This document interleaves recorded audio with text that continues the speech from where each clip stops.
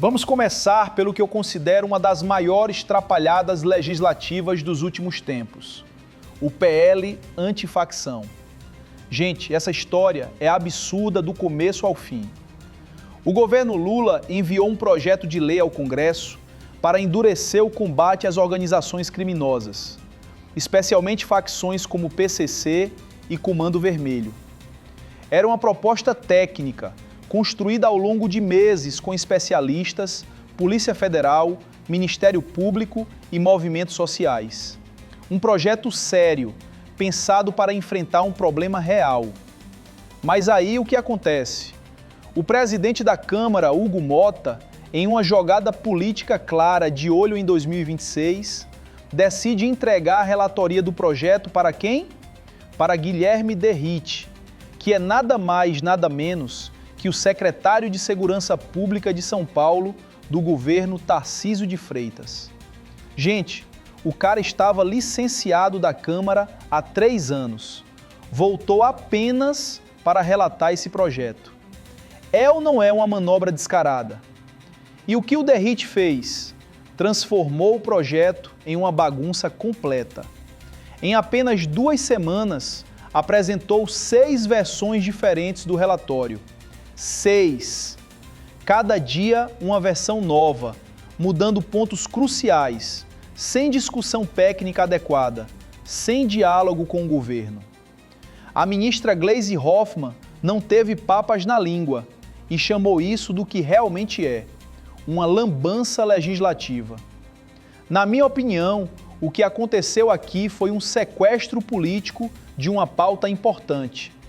O governo envia um projeto sobre segurança pública e a oposição simplesmente se apropria dele para fazer campanha para 2026. Porque, vamos ser honestos, essa é a estratégia da direita: tentar monopolizar o discurso da segurança pública como se a esquerda não se importasse com o tema. Os problemas técnicos que ninguém quer ver. Agora, vamos aos detalhes que mostram por que esse projeto do Derrite é problemático. O deputado Alencar Santana, do PT de São Paulo, foi cirúrgico na crítica. O texto apresentado pelo Derrite protege os barões do crime organizado. Isso mesmo que você ouviu. Como? Dificultando o confisco de bens criminosos, que agora só pode acontecer depois de um processo civil que demora anos. Enquanto isso, o patrimônio dos chefões fica intocado. Tem mais. O texto original limitava a atuação da Polícia Federal e criava uma necessidade absurda de que a PF tivesse que avisar governadores antes de realizar operações contra facções.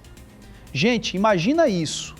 A Polícia Federal investigando o PCC em São Paulo e tendo que pedir autorização para o governador antes? Isso não é combate ao crime organizado. Isso é criar obstáculos institucionais. Eu acho que o mais grave é o que a ministra Gleisi apontou. O texto cria conflitos legislativos porque muda várias leis existentes sem revogá-las adequadamente. Sabe o que acontece quando há conflito de leis? Prevalece a lei mais branda. Ou seja, na prática, isso pode acabar beneficiando as organizações criminosas, não combatendo-as. A recusa do diálogo. O que me revolta profundamente nessa história é a postura antidemocrática do processo. Estava marcada uma reunião entre a ministra Gleisi Hoffmann, o ministro da Justiça Ricardo Lewandowski, o presidente da Câmara Hugo Mota e o relator Derrite. Objetivo? Tentar corrigir os problemas mais graves do texto.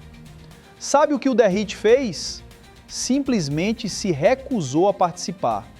Não quis conversar com o governo.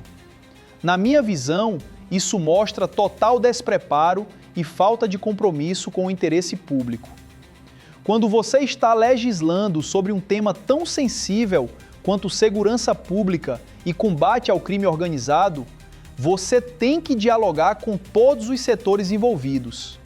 Mas não, o Derrite preferiu fazer seu joguinho político, apresentando versões atabalhoadas de última hora. O projeto foi aprovado na Câmara por 370 votos a 110. Mas essa vitória numérica esconde uma derrota democrática. O texto aprovado mantém todos os problemas estruturais que o governo apontou. Agora a esperança é que o Senado, onde o relator será Alessandro Vieira, faça um trabalho mais sério e técnico. No meio dessa confusão toda, teve um debate interessante na CNN entre a deputada Tabata Amaral e o deputado Sanderson sobre o PL antifacção. E a Tabata levantou um ponto fundamental que eu concordo plenamente. Não podemos olhar só para quem está na periferia cometendo crimes de rua. Temos que olhar também para quem está nos escritórios, de terno e gravata, lucrando com o crime organizado. Ela falou sobre crimes de colarinho branco, sobre lavagem de dinheiro, sobre a estrutura financeira que sustenta essas organizações criminosas. E tem razão. Combater o crime organizado não é só prender o vapor da boca de fumo. É desmontar toda a cadeia econômica. É ir atrás de quem financia, de quem lava o dinheiro, de quem fornece armas. Eu acho que essa é a diferença fundamental entre a visão progressista e a visão conservadora sobre segurança pública. A direita quer punitivismo, quer porrada, quer pena maior. E olha, eu não sou contra punir criminoso não, mas só isso não resolve. Precisamos de uma abordagem integral que olhe para as causas sociais, para a estrutura econômica do crime e para a prevenção. E cadê o Tarcísio? Agora, uma pergunta que não quer calar. Cadê o governador Tarcísio de Freitas nessa história toda? O Guilherme Derrite era o secretário de Segurança Pública dele. O cara volta para a Câmara apenas para relatar esse projeto, faz uma bagunça generalizada e o Tarcísio fica quietinho? Na minha opinião, isso mostra exatamente o que o Tarcísio é. Um político calculista que fica testando os ventos para ver o que dá mais votos para 2026. Ele quer surfar na onda do bolsonarismo, mas também quer manter a imagem de moderado para não assustar o centro. Resultado, fica nessa dança patética, sem assumir posição clara em nada. E olha, o Tarcísio tem problemas sérios em São Paulo. As polícias estão protestando, cobrando melhores salários e condições de trabalho. Representantes de 23 entidades ligadas às polícias civil, militar e penal foram às ruas protestar contra ele e contra o Derrite. 3 anos de governo e é a primeira vez que ele vai se reunir com essas categorias. Isso é gestão?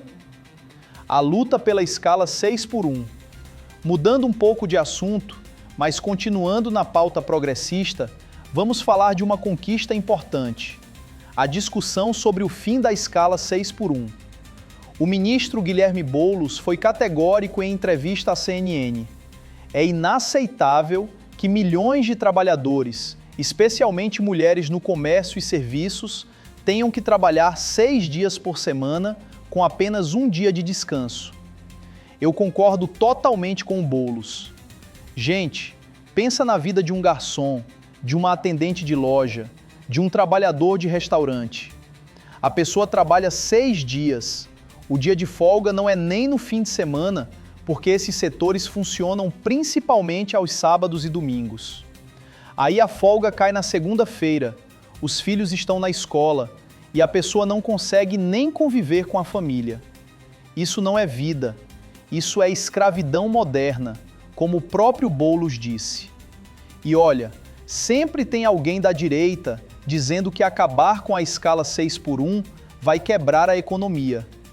Mas estudos em vários países do mundo mostram exatamente o contrário. Redução da jornada de trabalho aumenta a produtividade. Trabalhador descansado, trabalhador mais produtivo. É simples assim. O governo está levando esse debate a sério. Tem uma PEC tramitando, movimentos sociais organizados e o Palácio do Planalto abriu diálogo. Na minha visão, essa é uma pauta que pode mudar concretamente a vida de milhões de brasileiros. E é exatamente por isso que a direita tem pavor, porque quando a esquerda entrega resultados concretos para o trabalhador, fica difícil fazer campanha só com fake news e cultura de ódio. Além, evidentemente, aí entra na segunda missão, de levantar as bandeiras que são importantes para esse governo. Por exemplo, o fim da escala 6x1. É inaceitável que trabalhadores, milhões de trabalhadores que estão no comércio, serviço, sobretudo mulheres, tenham que trabalhar 6 dias por semana e tenham apenas um único dia para descanso, ficar com a família, fazer um curso de capacitação. Isso não é vida. Essas pessoas precisam ter um tempo para viver, além de trabalhar. E o governo encampou essa bandeira e nós vamos trabalhar na sociedade e no parlamento para que se aprove o fim da escala 6x1. Você sabe que tem gente que até o único dia de descanso que tem não é nem no fim de semana. Pega quem trabalha um garçom, quem trabalha em bar e restaurante, fim de semana é o dia mais corrido. Então ele vai ter o dia de folga dele na segunda-feira. O filho está na escola, ele não consegue nem ver a família. Isso é desumano. E o presidente Lula me deu a missão também de levar essa pauta para todo o Brasil, além dos trabalhadores de aplicativo. Esse ponto é um ponto que nós temos que trazer com muita centralidade. Hoje a gente tem milhões de trabalhadores que estão dirigindo um carro para Uber o dia inteiro, ou que estão dirigindo uma moto para o iFood o dia inteiro. E essas plataformas, pega a Uber, ou qualquer uma, pode ser a 99, qualquer uma delas, as plataformas de transporte, elas não trocam um pneu, não enchem um tanque de combustível e elas ficam com uma parcela gigantesca do ganho por cada viagem. Isso está desequilibrado, está errado. Nós temos que equilibrar essa balança a favor dos trabalhadores. A mesma coisa na moto, as pessoas sujeitas a acidente, imagina um motoqueiro se acidentar e aí ele vai para o hospital, a família dele vai passar fome, não tem uma garantia de seguro, não tem um auxílio, a tarifa mínima que o iFood e outras empresas pagam é muito baixa. Então, nós vamos também entrar nesse debate, já existe uma comissão especial na Câmara, mas o governo do presidente Lula quer entrar com muita força. Eu tenho conversado com o ministro Marinho, que já tem levado essa pauta desde o início do governo, e nós vamos trabalhar juntos para poder garantir que esses trabalhadores tenham os seus direitos reconhecidos e efetivados. Essas são duas das missões que eu pretendo cumprir na Secretaria-Geral da Presidência. Lula 2026. O petista vem forte. E por falar em eleições, a primeira-dama Janja deu uma declaração à CNN que deixou a oposição nervosa. Se Lula decidir ser candidato em 2026, ele vem forte. E ela tem razão. Olha o trabalho que está sendo feito. Reconstrução econômica, retomada de políticas públicas que tinham sido destruídas, aumento real do salário mínimo, programas sociais funcionando. Claro que Lula coloca a questão da saúde como prioritária. Com 80 anos, ele tem consciência de que precisa estar 100% bem para disputar e governar. Mas olha, o cara tem mais energia que muito jovem de 30 anos. Viaja ao Brasil inteiro, faz agendas intensas, dialoga com todos os setores. Eu acho que 2026 vai ser uma disputa dura. A direita vai tentar trazer o Tarcísio, talvez o Caiado, talvez o Ratinho Júnior. Mas convenhamos, nenhum desses caras tem a experiência, a capacidade de diálogo e o projeto de país que o Lula tem. E o povo brasileiro sabe disso. Primeira-dama, eu queria falar sobre 2026. A senhora acredita que o presidente Lula, se vier para a reeleição, como ele disse que virá, ele vem forte? Vai ser uma campanha difícil, a senhora considera? Considera que os ataques também serão muito fortes da oposição e do governo?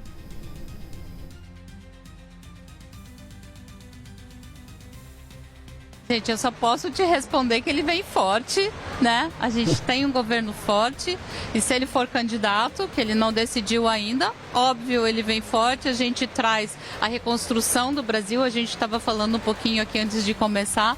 A gente pegou um país destruído, né? Economicamente, as políticas públicas desconstruídas, descontinuadas, e a gente reconstruiu isso em pouco mais de 2 anos e meio.